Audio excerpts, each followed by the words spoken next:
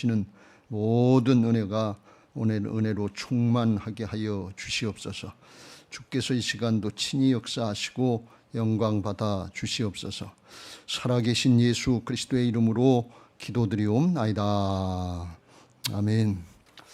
할렐루야. 그렇습니다. 주님께서 부활하셔서 오늘도 우리 가운데 함께 하실 줄로 믿습니다. 예배하는 모든 성도님들의 마음속에 부활하신 주님께서 성령으로 감동하신 은혜가 더하시기를 예수님의 이름으로 축원합니다. 할렐루야. 오늘 우리가 시편 8편 다윗의 시를 같이 읽었습니다. 시편에 나와 있는 다윗의 시 중에서 가장 아름답고 우리에게 은혜를 주는 그런 시 중에 하나인 것입니다. 코로나 사태 때문에 우리가 여행을 제한받고 모임을 제한받아서 자연 가운데 나가는 것도 힘들고 어려운 때가 됐습니다. 단체로 등산 가는 것도 제한받는 이런 때가 돼서 우리가 이 대자연의 그런 아름다움을 보고 느끼고 찬송할 수 있는 그런 기회가 많이 적어졌습니다만 우리가 이 대자연 가운데 나가 보면 그 장엄한 대자연 속에서 얼마나 우리가 감탄하게 되는지 모릅니다. 망망대해에 배 타고 나가 본 사람들은 정말 우리가 얼마나 조그만 티끌 같은 그런 존재인가 하는 것을 알게 됩니다. 큰 배들도 바다 풍랑 가운데 낙엽처럼 정말 파도 치는 대로 움직이는 그 모습을 보면서 인간이 얼마나 연약한 존재인가 하는 것을 깨닫게 됩니다. 높은 하늘에 높은 산에 올라가면 세상을 이렇게 보면서 또 탁 트여진 세상을 보면서 막혔던 우리의 마음들이 열려지게 되는 것을 볼 수가 있습니다. 제가 외국에 나가본 경험 중에서 사람이 만들어 놓은 무슨 고대 유적지 별거 많지만 그 나중에 보니까 크게 그거 같고 크게 그거 같고 그런데 자연을 본 거는 그거는 크게 마음에 그중 남는 것 같아요. 다녀본 중에서 북유럽에 가서 노르웨이나 핀란드, 덴마크 이쪽에 자연 그대로 있는 그 모습들을 본 게 아직도 기억에 남습니다. 뉴질랜드가 자연이 아름답다는데 기회가 되면 거기 한번 가보고 싶은 그런 생각도 있습니다.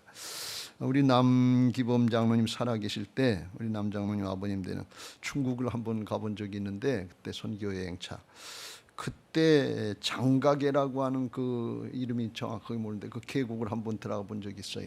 근데 아주 산은 협곡이죠. 그러니까 산은 높고 계곡은 이제 깊은데 거기 물이 꽉 차 있어요. 근데 물이 아주 시퍼런 색깔이 돼서 좀 저녁 때 갔는데 장로님하고 저 둘이 그 통통배 같은 걸 타고 안으로 그 끝도 없이 그냥 그 계곡을 가는데 두려운 마음이 들어가더라고요. 야, 이런 데도 있네. 그 자연 앞에 우리 인생이 정말 얼마나 적은 존재인가 하는 그런 자연 앞에 경외감을 갖게 되는데 오늘 다윗의 시를 통해서 우리가 그런 걸 느끼는데 다윗이 여기서 그걸만 얘기한 게 아니라 우리가 이 성경을 가만히 자세히 보면 1절과 9절에서 동일하게 여호와 우리 주여 주의 이름이 온 땅에 어찌 그리 아름다운지요. 그래서 자연을 예찬하고 경외한 그것이 아니라 그걸 하나 더 넘어서 자연을 만드신 하나님이 어떤 분이신가 하는 그걸 찬양하고 있는 것입니다. 그렇습니다. 그게 오늘 이 시의 핵심입니다. 세상 사람들 누구든지 이 대자연을 보고 감탄하고 시를 쓸 수 있고 정말 자기의 감동받은 것들을 표현할 수 있는데 하나님을 아는 성도들은 거기서 하나 더 나가서 자연 그 자체로 끝나는 것이 아니라 피조물 그 자체로 끝나는 것이 아니라 그걸 만드신 하나님을 기억하고 그 하나님을 찬송하고 그 하나님께 영광 돌릴 수 있는 거 이건 하나님의 백성들 하나님의 자녀들에게 주신 특권인 것을 믿으시기 바랍니다. 오늘 이 은혜가 있게 되시길 주의 이름으로 축원합니다. 할렐루야. 한동대 총장이셨던 돌아가신 김영길 박사님, 김영길 장로님, 온누리교회 장로님이셨는데 그분이 창조신앙을 많이 강조한 분 중에 한 분입니다. 그분 얘기가 창조신앙 중에서 크게 핵심 두 가지를 얘기했는데, 하나는 뭔가 하면 창조주 하나님이 계시다. 하나님이 이 온 세상 우주 만물 인간까지 만드신 하나님이 계시다. 하나님의 존재를 인정하고 믿는 거, 이게 중요한 것이고, 이 하나님의 창조의 역사는 이건 영적인 세계에서 영적인 법칙 가지고 되어진 것이기 때문에 세상의 어떤 과학적인 차원, 이성적인 차원, 이걸 초월하는 차원에서 이루어진 거기 때문에 그런 걸 잘못 알고서 판단하려고 그러면 이 잘못된다 하는 그런 걸 강조했고요. 또 하나 강조한 건 뭔가 하면 하나님의 창조로 말미암아서 태초에 이제 어둠과 공허가 있고 무질서했던 그 온 세상이 하나님의 창조로 말미암아서 질서가 잡혔다는 거예요. 그래서 아름다워졌다 하는 거예요. 오늘 아마 이 다윗의 고백도 그런 고백인 것 같아요. 여기 어찌 그리 아름다운지, 근데 질서가 잡히면 아름다운입니다. 근데 무질서하고 혼돈해지면 이건 아름답지가 않습니다. 여기 아름답다 하는 것은 그냥 아름다운 뷰티풀 이것만 얘기하는 것이 아니고 머제스틱, 그래서 아주 장엄하다, 광대하다, 아주 위엄이 있다, 그런 것까지 느꼈다는 것을 표현하고 있는 것입니다. 오늘 우리에게도 이런 은혜가 있게 되시길 주의 이름으로 축원합니다. 우리가 세상을 살아가면서 너무 바쁘게 그냥 복잡하게 살아가니까 그냥 요즘엔 거리 간격 두고 꼼짝 말고 집안에 있으라 그러니까 답답해서 견딜 수가 없는 이런 세상에 살고 있는데, 오늘 정말 우리 몸은 못 나가지만 마음이나 영혼이 하나님의 나라에 열려진 세계로, 탁 터진 영의 세계로 나갈 수 있는 그런 은혜가 있게 되시길 주의 이름으로 축원합니다. 다윗이 이걸 어떻게 알았을까 하는 것을 생각할 수 있는데, 이 시는 다윗이 목동 시절 이제 베들레헴에서 양치기 할 때 그때 보고 느낀 걸 나중에 회상하면서 쓴 것이 아닌가 하는 그런 적이랍니다. 그럼에도 불구하고 그 대자연을 보고 하나님을 알고 하나님을 찬송했다는 건 이건 탁월한 은혜인데, 그걸 어떻게 알았을까? 아마 어려서부터 하나님에 대한 신앙, 말씀을 듣고 깨달은 그 창조 신앙이 있지 않았는가. 여기 여호와 우리 주여 그렇게 표현한 걸 보면 여호와라고 하는 뜻은 언약의 하나님, 말씀의 하나님, 신실하신 하나님, 말씀대로 이신 하나님, 그런 걸 보면 아마 말씀을 통해서 어려서부터 듣고 그걸 삶 가운데 체험하지 않았나 하는 그런 생각을 합니다. 그러니까 우리가 말씀을 똑바로 알고 그 말씀을 통해서 삶을 산다고 하는 것은 아주 대단한 은혜가 있는 것이고, 하나님의 은혜를 깊이 체험하고 하나님을 체험하는 그런 길로 나가게 되는 것을 믿으시기 바랍니다. 우리가 어린 시절을 지났지만 우리의 자녀들에게, 자녀손들에게 이 말씀으로 양육하는 거, 이건 아주 대단히 중요한 것입니다. 이 창조신앙에 있어서 말씀의 역사는 아주 굉장히 중요한 것입니다. 사도 바울은 디모데에게 편지할 때 이렇게 편지를 했습니다. 디모데후서 3장 15절 이후에 또 어려서부터 성경을 알았나니 성경은 능히 너로 하여금 그리스도 예수 안에 있는 믿음으로 말미암아 구원에 이르는 지혜가 있게 하느니라. 모든 성경은 하나님의 감동으로 된 것으로 교훈과 책망과 바르게 함과 의로 교육하기에 유익하니 이는 하나님의 사람으로 온전하게 하며 모든 선한 일을 행할 능력을 갖추게 하신다. 하나님의 모든 일들을 감당할 수 있는 능력을 갖추게 하는데, 그게 어디서 준비되는가 하면 말씀으로 준비된다는 거예요. 말씀을 통해서 하나님이 역사하신다는 거예요.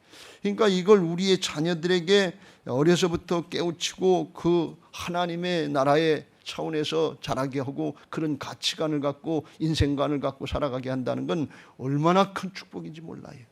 우리 교회에서 성경 1천독 읽기 운동을 하는데, 제가 우리 다음 세대들 이제 들에게는 이걸 그렇게 강조하지 않았는데 지금 생각해 보니까 실수한 것 같아요. 우리 다음 세대 어른들만 성경 읽기 열심히 할 거 아니라 중요한 건 우리 다음 세대, 유치부부터 아동부, 학생부, 청년부에 이르기까지 이 다음 세대들에게 성경 읽기, 이게 얼마나 중요한 것인가 하는 걸 깨닫고 잘 읽힐 수 있도록 우리 부교육자들이 좀 강조를 많이 했으면 좋겠어요. 우리 또 부모님들도 가정에서 강조를 하고.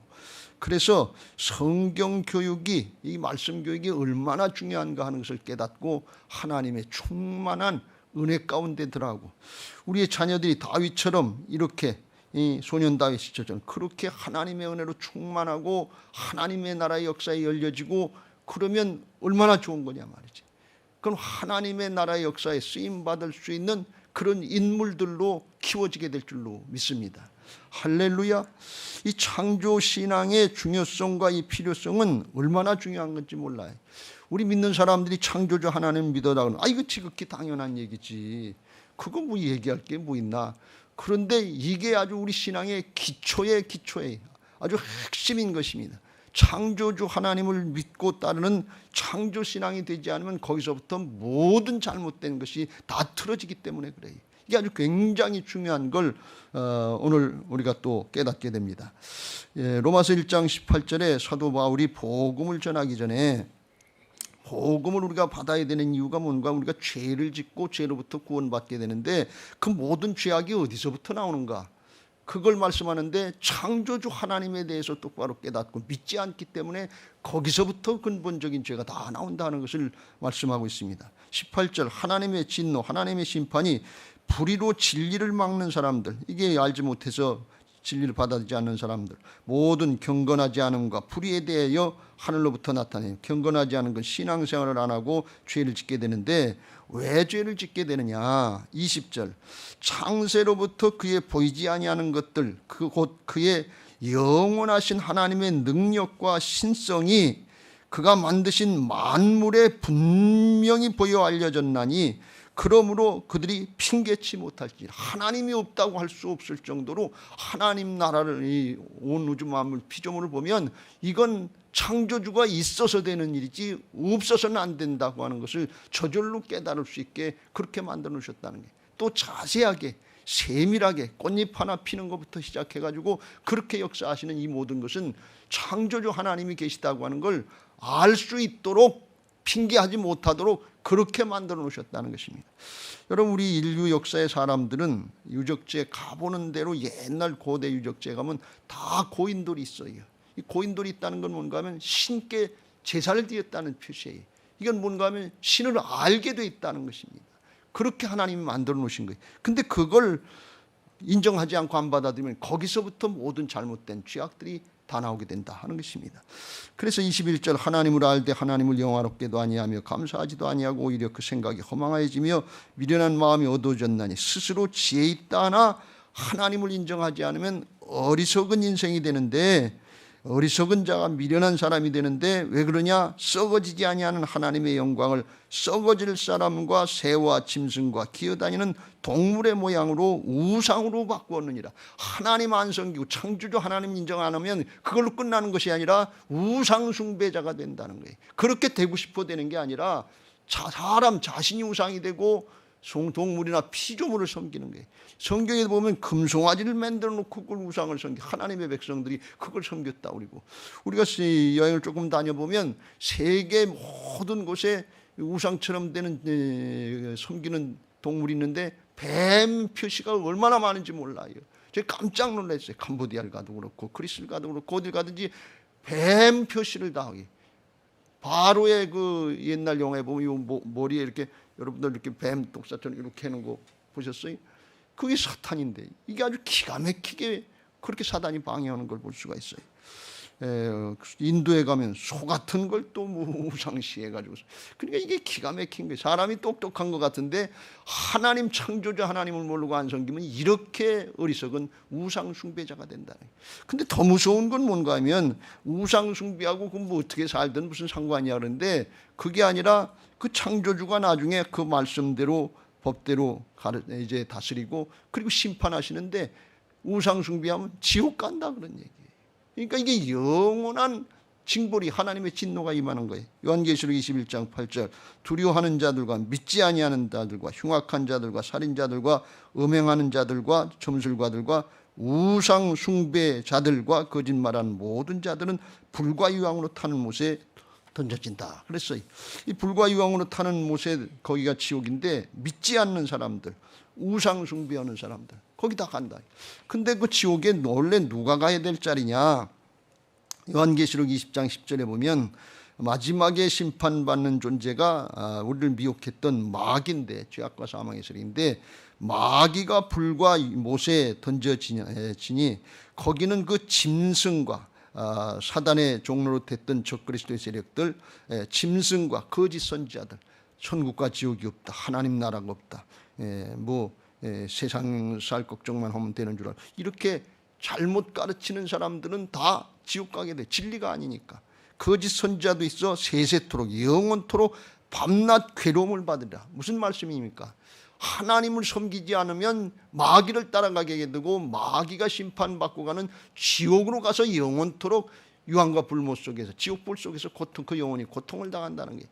그러니까 이게 창조신앙은 해도 되고 안 해도 되는 게 아니라 이건 너무나 중요한 거고 꼭 우리의 인생에 필요한 진리라 하는 사실을 꼭 믿으시길 주의 이름으로 축원합니다.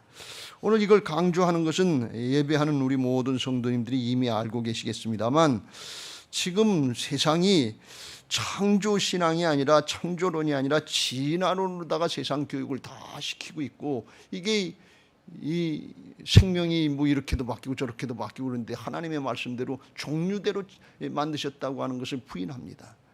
그렇게 되면 어떻게 되는가 하면 유전자가 바뀌는 게, 원숭이 유전자는 유전자고 사람의 유전자는 사람의 유전자예요. 그 유전자가 바뀌는 건 종류가 바뀌는 건데, 하나님이 제일 마지막에 심판하는 중에 가장 싫어하시는 게 뭔가 하면 유전자를 조작하는 겁니다. 지금 적그리스도의 세력들이 유전자 조작을 하려고 하는 이런 것들을 많이 하고 인류를 멸망시키려고 하는 그런 일들을 많이 하는데, 이게 아주 굉장히 무서운 거예요. 이게 진화론에서 이게 공산주의, 사회주의, 사람 인본주의가 다 철학 이런 것들이 어디서 나왔냐? 진화론에서 나온 거예요. 하나님을 인정하지 않을 때 사람이 주인 되니까 사람의 방법으로 다 이론을 피고 그걸 다스리려고 하는 게 지금 우리나라가 좌파고, 이거 굉장히 무서운 겁니다. 그게 어디서부터 나왔냐? 진화론, 사회주의, 공산주의가 거기서부터 근원이 나온 거예요. 이거는 얼마나 이게 무서운지 몰라요. 사상, 이론, 체제, 이게 하나님을 인정하고 따르는 창조신앙에부터 시작이 되지 않으면 인생들에겐 이건 얼마나 무서운 일인지 몰라요. 그걸 지금 사단이 속이고 있는데 이걸 모르고 있고, 특별히 우리 다음 세대들이 전교조다 진화론이다 이런 교육에 휩쓸려 있어. 이걸 마음을 한번 어렸을 때 뺏기면 올바른 신앙으로 나가는 게 대단히 어렵다는 거예요. 지식을 가진 사람일수록 지금 대학 교수들도 큰 논쟁거리가 뭔가 하면 창조론과 진화론의 대결이에요. 이게 맞느냐? 과학적으로 안 맞지 않냐? 이게 얼마나 심각한 일인지 몰라요. 믿는 사람들 중에서도 그걸 진화론을 받아들이는 사람이 40%다 60%다 이렇게 얘기를 해요. 그러니까 이건 아주 굉장히 무서운 얘기입니다. 이 현실입니다. 고린도서 10장 4절 5절 우리의 싸우는 무기는 육신에 속한 것이 아니요 오직 어떤 견고한 진도 무너뜨리는 하나님의 능력이라. 모든 이론을 무너뜨리며 하나님을 아는 것을 대적하여 높아진 것을 다 무너뜨리고 모든 생각을 사로잡아 그리스도에게 복종하게 하니. 이게 돼야 됩니다. 근데 하나님을 대적해서, 말씀을 대적해서 더 높이려고 하는 사상과 이론, 이런 것들이 얼마나 많으냐 말이에요. 과학적이다 이렇게 생각. 앞으로 이제 과학 세계가 돼서 AI 4차 혁명 인공지능 세대가 된다고 그러는데, 인공지능에다가 사람의 생각, 뇌의 생각을 넣어가지고 영원한 생명을 가짜로 만드는 것 같은 이런 것까지 지금 계획하고 있고, 그게 과학적으로 가능하다는 얘기를 합니다. 지금 아주 굉장히 무서운 세상이 됐어요. 우리가 이거 잘 깨닫고 우리 믿는 사람들이 창조신앙 바로 하고 우리의 자녀손들에게 이 신앙 잘 물려줘서 영원토록 복된 그런 신앙들이 되시길 주의 이름으로 축원합니다. 할렐루야. 서론이 좀 길었습니다만 이게 너무 중요한 일이고 너무 많이 지금 속고 있기 때문에 조금 강조를 했습니다. 다윗이 창조신앙을 했는데, 창조신앙을 여기서 고백하고 있는 건데, 하나님의 창조의 목적이 뭐냐? 하나님 1절에 여호와여 우리 주여, 여호와 우리 주여, 주의 이름이 온 땅에 어찌 그리 아름다운지요, 주의 영광이 하늘을 덮었나이다. 구름이 하늘을 덮었다 그런 얘기가 아니야. 하나님의 영광, 주의 이름이, 하나님이 덮었다 이걸 얘기를 하는 거예요. 그러니까 이 모든 피조물의 창조의 목적, 근본 목적은 어디냐? 하나님께 영광을 돌리는 데 있다는 사실을 꼭 믿으시기 바랍니다. 소유의 문답 첫 번째, 인생의 목적이 어디냐? 하나님께 영광을 돌리는 데 있다 그랬어요. 하나님의 영광, 하나님의 살아계신 역사를 드러내고 그리고 그 이름을 높이는 것, 하나님의 살아계신 역사를 믿고 따르는 것, 이게 하나님께 영광을 돌리는 게. 시편 19편 1절에도 하늘이 하나님의 영광을 선포하고 궁창이 그의 손으로 하신 일을 나타내는도다 그랬어요. 그럼 우리 인생의 목적은 뭐냐? 인생의 목적도 피조물 중에 하나라. 하나님께 영광 돌리는 것이 이게 우리의 인생의 제1목적인 것을 믿으시기 바랍니다. 그러니까 이게 안 되면 근본 목적이 안 되니까 나중에도 나옵니다만 아무리 세상에서 잘 먹었냐, 잘 살았냐, 성공했냐, 출세했냐, 이게 하나도 하나님 앞에 중요하지 않아요. 어디로 가느냐? 지옥으로 가는 거예요. 그러니까 이게 아주 굉장히 중요한 것입니다. 창세기 1장 28절에 하나님께서 우리 인생들에게 복을 주시면서 그래서 하나님이 그들에게 이르시되 생육하고 번성하여 땅에 충만하라, 땅을 정복하라, 바다의 물고기와 하늘의 새와 땅에 움직이는 모든 생물을 다스리라 그랬어요. 다스리라 그랬는데 이게 무슨 말씀인가 하면 다 허락하시고 복을 주시고 다스리라는데 세상의 피조물들은 다 다스림의 대상이고 하나님만 섬기라는 뜻이에요. 그래서 우리 인생의 목적은 세상의 거 거기다 목적을 두고 그거 섬기고 우상시하지 말고 그건 다스릴 대상이고 관리할 대상이고 하나님께 예배하고 하나님께 영광 돌리는 것, 이게 제1목적인 것을 꼭 믿으시길 주의 이름으로 축원합니다. 오늘 4절 사람이 무엇이기에 주께서 그를 생각하시며 인자가 무엇이기에 주께서 그를 돌보시나이까. 그를 하나님보다 조금 못하게 하시고 영화와 존귀로 관을 씌워주셨다. 영광과 존귀로 관을 씌워주셨는데 그게 뭐냐? 하나님을 섬길 수 있는 영적인 존재로 만들으시고 하나님의 통치권을 위임해서 하나님을 예배하고 하나님께 영광 돌릴 수 있도록 귀한 존재로 만들어 주신 것을 믿으시기 바랍니다. 그래서 우리들이 그 사실을 알고 하나님 앞에 창조신앙하는 사람들은 하나님께 영광을 돌리고 하나님의 이름을 높이는 그런 삶을 사는 것이 인생의 목적인데 그게 구약에서 강조하는 하나님을 경외하는 삶인 것을 믿으시기 바랍니다. 하나님의 뜻을 깨닫고 그 뜻대로 따를 때 그렇게 되는 것입니다.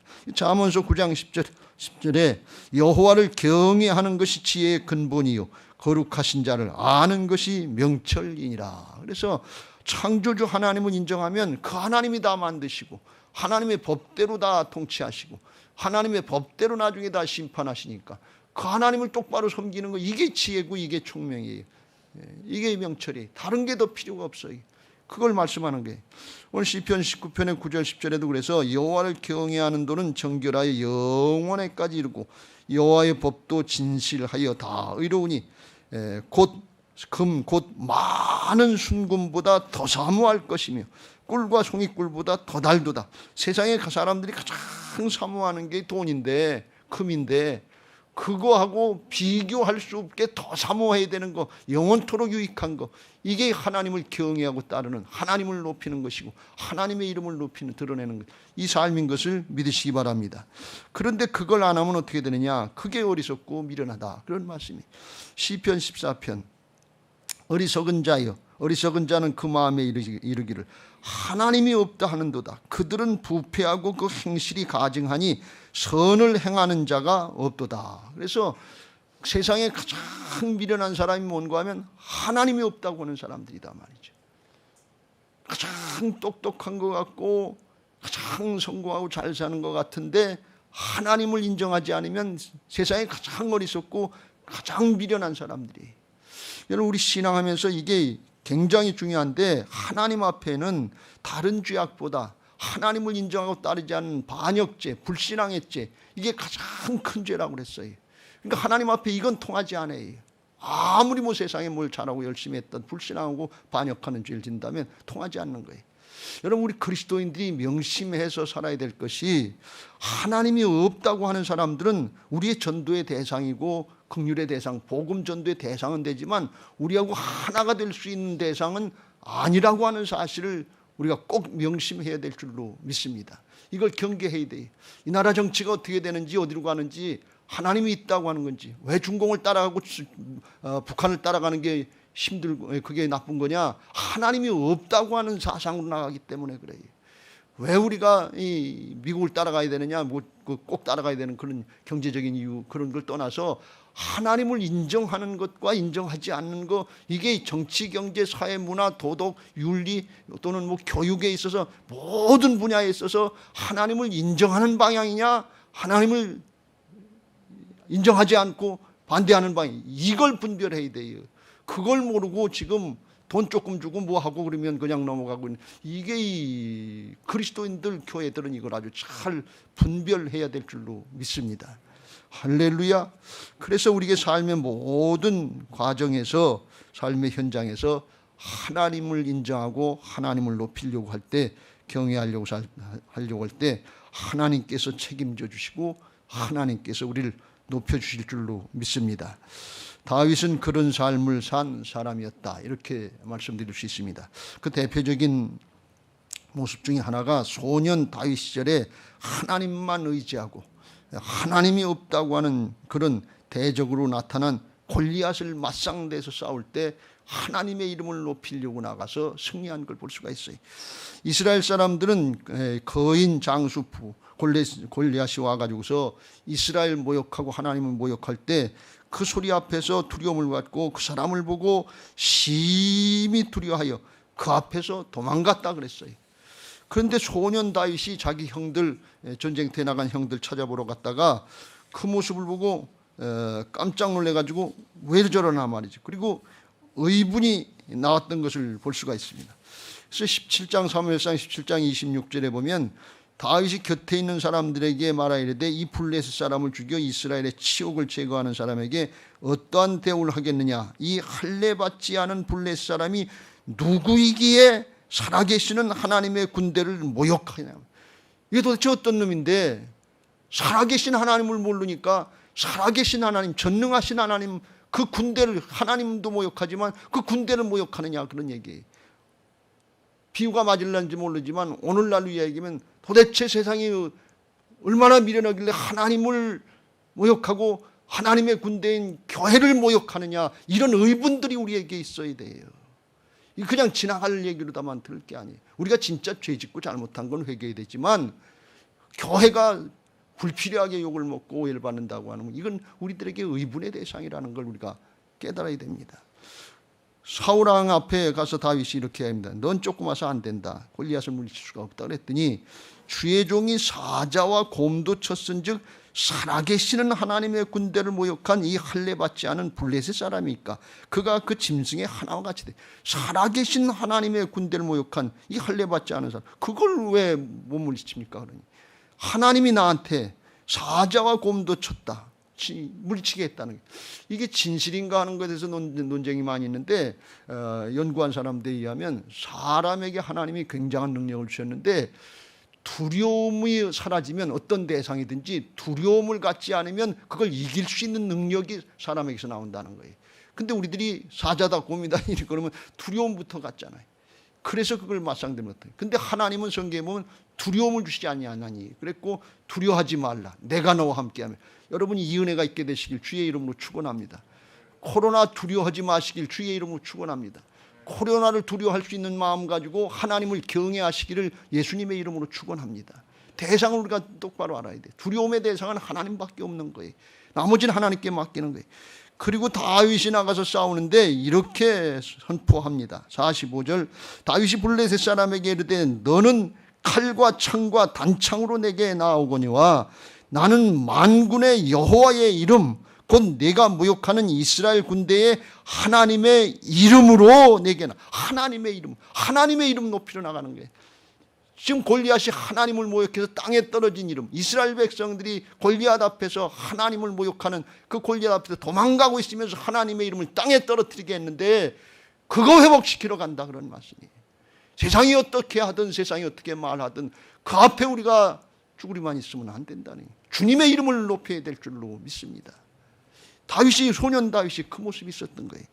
그리고 나가서 46절에 이제 너를 하나님 내 손에 넘겨줄 텐데 46절 끝에 온 땅으로 이스라엘에 하나님이 계신 줄 알게 하고, 이스라엘뿐 아니라 온 땅에 하나님이 살아계셔 역사하시는 걸, 그걸 나타내 주실 거다. 그리고서 이제 49절에 물맷돌 한 방으로다가 그 이마를 치는데 이마에 돌이 박혔다 그랬어요. 이건 여기 뼈가 있으니까 맞으면 떨어지게 돼 있어요. 그런데 박혔다는 건 뭔가 하면 하나님이 함께 하셨다는 게, 다윗도 실력이 있었지만 하나님이 함께 하셔서 승리케 하셨다 하는 것을 말씀하고 있는 것입니다.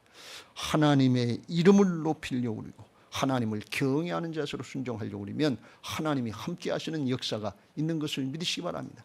이 창조주 하나님을 믿고 따르는 창조의 신앙이에요. 근데 그보다 더 중요한 건 한 번 승리로 끝나는 것이 아니고, 이 다윗이 이와 같이 하나님을 경외하는 자세로 하나님을 의지해서 주님의 이름을 높이려고 나갈 때, 그때 사무엘하 8장 6절에 나온 것처럼 다윗이 어디로 가든지 여호와께서 이기게 하셨다. 어떤 싸움이든지 이기게 하셨다. 왜? 하나님이 함께 하시니까.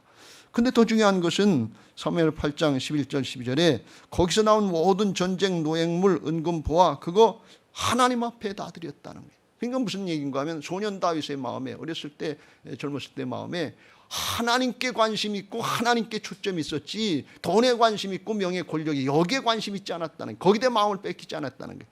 여러분, 하나님께 초점을 맞추시길 주의 이름으로 축원합니다. 그게 창조신앙이에요. 왜? 하나님이 창조하시고 온 세상 만물을 하나님이 다스리시고 하나님이 심판하시는데 하나님께 초점 맞추고 하나님만 계시면 되지.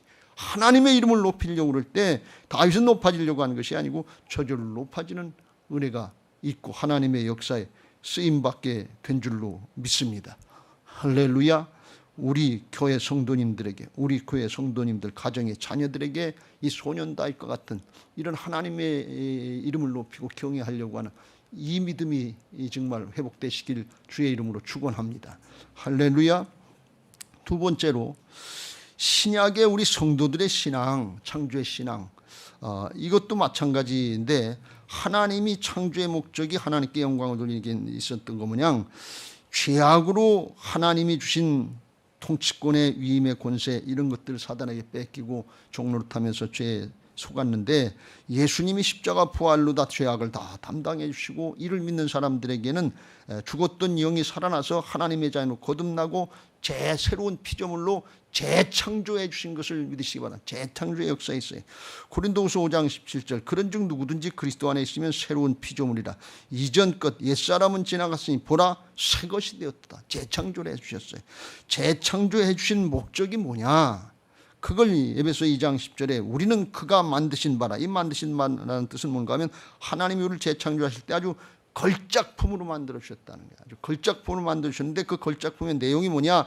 그리스도 예수 안에서 선한 일을 위하여 지으심을 받은 자예요. 하나님의 나라의 선한 일을 할 수 있도록, 그걸 감당할 수 있도록 걸작품으로 우리를 만들어 주셨다 그랬어요. 이 일은 하나님이 전에 예비하사 우리로 그 가운데 행하사 하려 하심이라. 그래서 그 하나님의 일을 할 수 있도록 어떻게 만들어 주냐? 반역죄인 원수들을 에베소 3장 6절에 예수 그리스도 안에서 주님과 함께 하나님 나라의 상속자가 되고, 주님과 함께 주님의 몸된 교회의 지체가 되고, 주님과 함께 약속의 참여, 말씀의 성취, 복음의 성취를 볼 수 있는 그런 은혜를 받을 수 있는 그런 존재들로 만들어 주셨다는 게 우리 교회 복음송가에 그런 찬양이 있잖아요. 함께 후사가 되고 함께 지체가 되고 함께 약속에 참여한 우리들이 그렇게 만들어진 것을 믿으시기 바랍니다. 이게 재창조의 역사예요. 그래서 에베소서는 교회론이고 믿는 사람들의 고백인데, 에베소서의 사도 바울이 그 인생들, 하나님 앞에 이렇게 재창조된 인생들의 첫 번째가 뭐냐? 하나님을 찬송하고 하나님께 영광 돌리는 거다, 그런 말씀. 구원받은 하나님의 자녀들, 하나님의 백성들의 첫 번째 목적이 하나님을 찬송하고 하나님께 영광을 돌리고 하나님께 예배하는 것인 것을 믿으시기 바랍니다. 자, 에베소 1장 3절부터 이렇게 고백합니다. 찬송하리로다. 하나님 곧 우리 주 예수 그리스도의 아버지께서 그리스도 안에서 하늘에 속한 모든 신령한 복, 영적인 축복들을 우리에게 주시되, 그 창세전에 그리스도 안에서 우리를 택하시고 우리를 사랑 안에서 그 앞에 거룩하고 흠이 없게 하시려고 그 기쁘신 뜻대로 우리를 예정하사 예수 그리스도로 말미암아서, 복음으로 말미암아서 자기의 아들들, 하나님의 자녀들이 되게 하셨으니 원수여 반역자였던 우리들 하나님의 진노의 대상이었던 우리들을 하나님의 자녀로 삼아주셔서 이제 이는 그가 사랑하시는 자 안에서, 그래서 예수 그리스도 안에서 우리에게 거저 주시는 바 그 은혜의 영광을 찬송하게 하려는 것이라. 할렐루야. 감사하고 찬송하고 영광 돌리게 하시는 거예요. 여러분, 예배는 보통 중요한 게 아니에요. 예배는 우리 믿음의 사람들에게 목숨과 같은 거예요. 제1목적이에요. 이게 하느냐 안 하느냐, 이게 중요한 거예요. 어디서 하느냐 하는 문제도 있지만 궁극적으로는 하나님 앞에 모여서 공동체로 예배할 수 있게 되는 거, 이게 하나님이 하시는데, 그걸 반대하면 하나님 없는 사람들이 하는 얘기예요. 하나님 안 믿고 없다는 사람들은 그게 중요한 걸 모르거든요. 우리 교회는 목숨 걸고 지켜야 될 게 이 예배인 것입니다. 그래서 초대교회가 핍박 중에도 그렇게 지켰던 것입니다. 그래서 우리는 이제 그런 존재로 만들어주신 것을 믿고 어린아이 같은 믿음으로 누려야 될 줄로 믿습니다. 하나님 앞에 쓰임받고 영광 돌리는 거 우리의 재주와 능력으로 하는 것이 아니고, 2절 주의 대적으로 말미암아 어린아이들과 젖먹이들의 입으로 권능을 세우시며 이는 원수들과 보복자들을 잠잠하게 하심이라. 표현이 조금 어렵게 해석이 됐습니다만 영어 성경에 보면 어떻게 되어 있는가 하면, 어린아이들과 젖먹이들의 찬송을 통해서, 예배를 통해서 이제 하나님의 권능을 드러내셨다. 근데 그 이유가 뭔가 하면 하나님이 없다고 하는 대적들, 원수들과 보복자들을 잠잠하게 하려고 하나님이 그런 믿음의 사람들하고 함께 하셔서 살아계신 하나님의 역사를 드러낸다. 아까 다윗이 소년 다윗이었을 때 하나님만 바라보고 나가서 싸울 때 하나님의 역사를 드러내고 대적자들을 잠잠케 하신 그 역사가 신약이나 구약이나 똑같다, 그런 말씀이. 그래서 이걸 누가복음 10장에 예수님께서 말씀하시는데, 우리들에게, 하나님의 자녀들에게 원수의 모든 능력을 제압할 수 있는 권세를 주시고 하나님의 자녀가 되게 하셨는데, 그 권세를 가진 존재의 축복을 감사하고 누리라 그랬어요. 귀신이 쫓겨나가는 그 한 번 사건, 능력의 현상 하나, 이걸 가지고 기뻐하지 말고 우리 존재 자체가 하나님의 앞에 이름이 기록된 하나님의 자녀, 영원한 하나님의 자녀된 거, 이걸 기뻐하라 그러면서 그걸 믿음으로 누려야 되는데, 그걸 누리는데 예수님은 성령으로 기뻐하셨다 그랬어요. 이건 기분 감정 가지고 누리는 게 아니다, 그런 말씀이에요. 사정 형편 가지고 오락하는 기분 감정, 인간의 이성, 이걸로 누리는 것이 아니고 영적인 축복인데 이걸 성령으로 누리셨다, 그런 말씀이에요. 근데 그렇게 기분 감정이나 사정 형편을 오락가락하지 않고 누릴 수 있는 존재가 어린아이 같은 존재라, 어린아이 같은 믿음이라는 거예요. 그래서 이거 천지의 주제인 아버지여, 이것을 지혜롭고 슬기 있는 자들에게는 숨기시고 어린아이들에게는 나타내심을 감사하나이다, 옳소이다, 이렇게 된 것이 하나님의 뜻이다. 무슨 뜻인가 하면, 어린아이, 엄마 품에 젖된 아이처럼 어린아이들은 어릴수록 그 어린아이들에게는 엄마만 있으면 되는 거예요. 부모님만 계시면 되는 거예요. 문제는 상관없어요. 문제는 부모님이 해결해 줄 거고 자기는 문제하고 상관없어요. 그러니까 하나님의 자녀들은 뭔가 하면, 하나님의 품에 안겨 있는 자녀들은 하나님 아버지만 계시면 된다며. 소년 다윗이 골리앗 걱정할 거 없어요. 그건 하나님께서 해결하실 일이고, 하나님 안에서 하나님을 믿고 신뢰하고 따르는 이것만 하면 되는 것인 것을 믿으시기 바랍니다. 이게 어린아이 같은 신앙이라는 거예요. 그러니까 하나님의 능력의 역사에 쓰임받을 수 있는 사람은 재주가 많고 능력이 많고 지식이 많고 돈이 많고 권력이 많아져서 쓰임받는 것이 아니라, 하나님은 원래 능력이 계신 분이기 때문에 자를 죽일수록, 안 나타날수록 하나님의 능력은 크게 나타나는 것을 믿으시기 바랍니다. 그래서 고린도후서 12장 9절 10절에 바울이 내가 약할 때 하나님이 강하게 역사하신다. 약한 것이 오히려 하나님을 나타내는데 강한 것이다. 그러니 골프 선수들이나 야구 선수들이나 연습을 하고 능력이, 실력이 나타날 때 어깨에 힘이 빠져야 된대. 어깨에 힘이 들어가면 다친대요. 근데 어깨에 힘을 빼면 이제 자연적으로 이게 잘 되는데, 어깨에 힘을 빼는 게 훈련하는데 2년 걸린대요. 우리들은 자아가 주고 자아의 힘을 빼야 되는데 자아가 들어가서 내 거 가지고 하는 줄 알고, 이거 빨리 자아를 빼야 될 줄로 믿습니다. 이게 자아가 죽어야 된다, 그런 뜻인데 자기를 부인해야 된다는 것인데, 그리고 예수님의 이름으로 나가서 행할 때 다윗에게 함께 하셨던 역사가 오늘 성도들을 통해서 그리스도의 좋은 군사들이 될 수 있도록 역사하실 줄로 믿습니다. 요한복음 14장 12절 13절에 나를 믿는 자는 나의 하는 일을 저도 할 것이보다 큰 것도 하는데 13절 너희가 내 이름으로 무엇을 구하든지 내가 행하리니 그러면 이는 아버지로 하여금 아들로 말미암아 영광을 받으시게 한다. 이게 무슨 뜻인가 하면 주님의 이름으로 한다는 것은 주님의 뜻을 깨닫고 주님의 뜻을 따를 때 주님의 이름으로 하는 거나 마찬가지예요. 그런데 그러면 아들로 말미암아 영광을 받으신다. 내 안에 오신 주님이 우리를 통해서 나를 통해서 이루시는 역사가 믿음의 역사인 것을 믿으시기 바랍니다.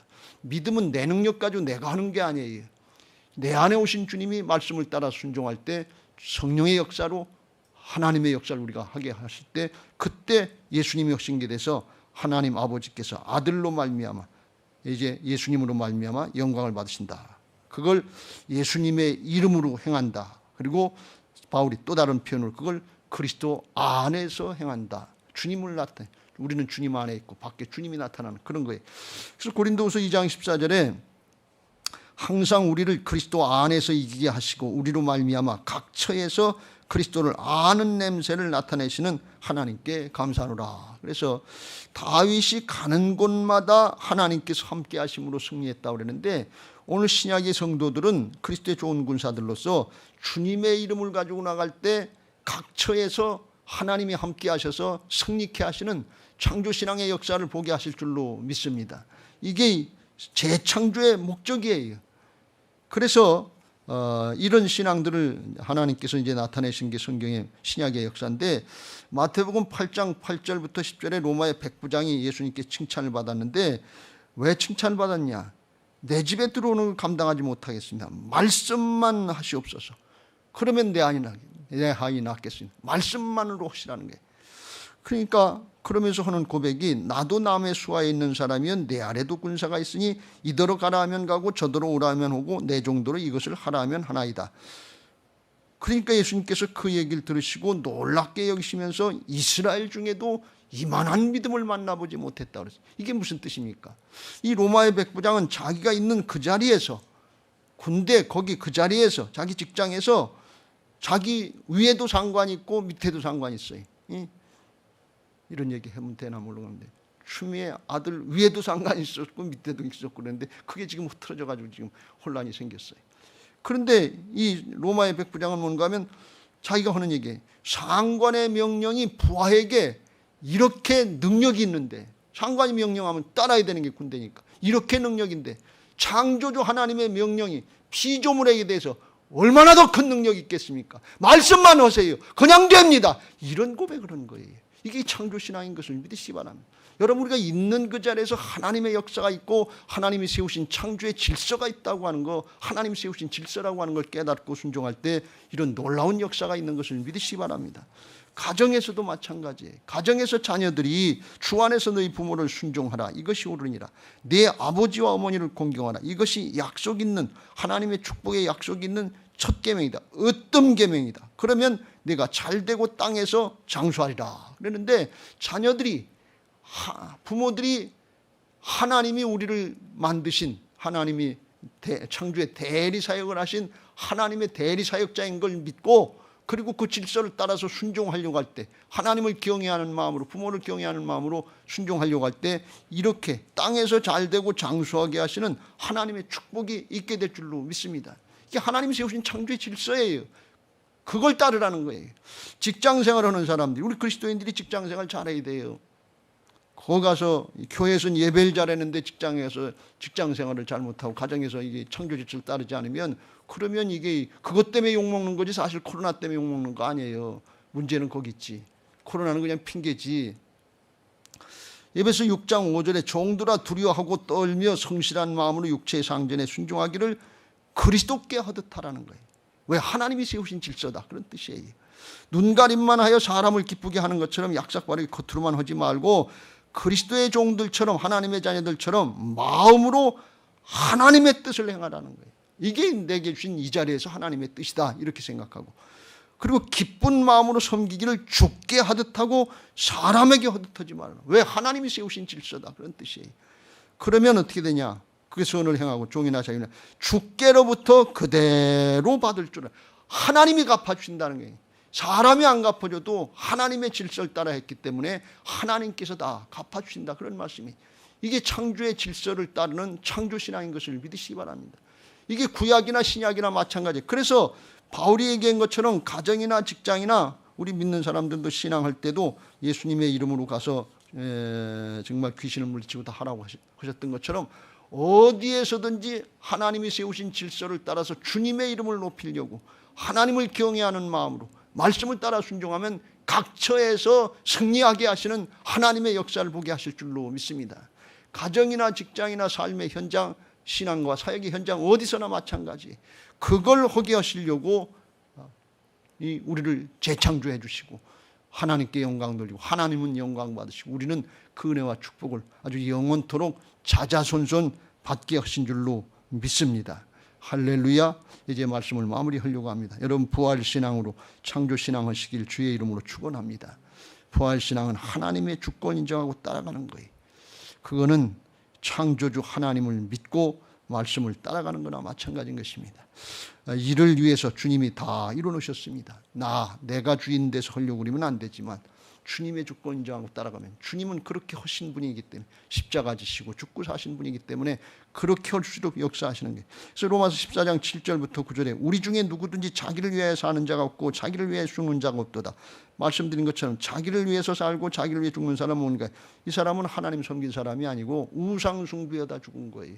그런 삶 살지 말래요. 압살롬이 자기를 위해서 예배하고 자기를 위해서 살려고 그러다 반역자로 끝났어요. 이게 여기 많이 속는 거예요. 우리 그리스도인들이 여기 속지 마시길 주의 이름으로 축원합니다. 그리고 살아도 주를 위해 살고 죽어도 주를 위해 죽나니 그러므로 사나 죽으나 우리가 주의 것이로다. 이게 하나님을 경외하는 삶인데 오늘 말씀에 비춰보면 사나 죽으나 주를 위해 사는 게 손해보는 것 같은데 창조의 목적에 맞는 삶을 사는 거예요. 하나님의 창조의 목적에 맞게 하나님의 이름을 높이고 하나님께 영광 돌리게 위해서 살려고 그러면 하나님이 역사하시고 하나님 앞에 영광 돌리게 하시고 정말 우리는 축복을 받게 하실 줄로 믿습니다. 이를 위하여 그리스도께서 죽었다가 다시 살아나셨으니 곧 죽은 자와 산 자의 주가 되려 하심이라. 그래서 내가 주인 되면 나는 안 되지만 주님의 주권 인정하고 따라가려고 그러면 주님이 우리를 통해서 이루시는 믿음의 역사를 보게 하실 줄로 믿습니다.